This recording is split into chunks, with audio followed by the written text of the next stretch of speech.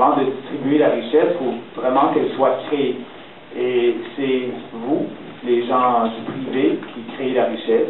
Nous, au gouvernement, on prend votre richesse et on la redistribue. Monsieur le ministre, vous parlez de créer la richesse et de développer le tourisme, mais le tourisme des gens, c'est énormément de communautés.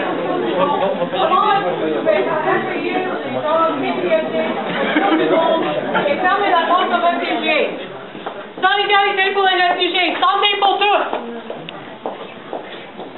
Après que le Canada a été frappé par une crise économique mondiale qui a débuté en 2007 et que, vous le savez, la crise financière a frappé tous les pays, bien, le secteur touristique s'en est quand même bien tiré.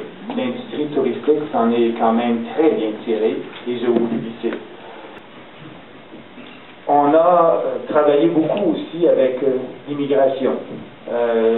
Parce que vous savez que mon rôle en tant que ministre du Tourisme, c'est d'attirer les touristes étrangers à venir dépenser leurs sous ici au Canada.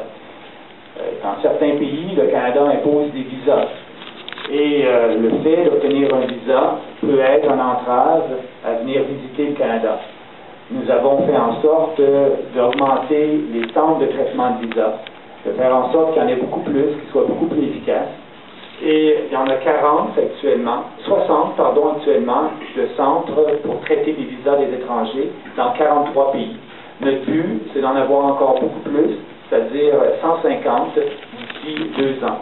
Donc, d'avoir des centres plus près où les gens... Madame la ministre, je vais vous parler des visas, puis en même temps, vous excluez des gens dans des pays comme le Mexique où 95 000 personnes ont déjà été tuées par la guerre contre la drogue. Vous excluez, vous mettez des visas, c'est aussi une mesure d'exclusion. Vous parlez de courage politique, mais moi, je voudrais parler de la lâcheté du gouvernement, de parler des gens des services essentiels. Il y a des questions prévues et je suis sûr qu'avec Michel, on va discuter des visas. Je trouve que c'est important que tout le monde ici entende l'hypocrisie de ouvrir.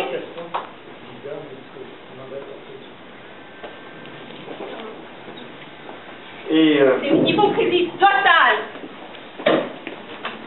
Merci, oui, vous avez raison. C'est un objectif qui est très ambitieux, qui a été fixé par l'ensemble. Recently, a refugee applicant with 3 children, two who required vaccines were denied health care.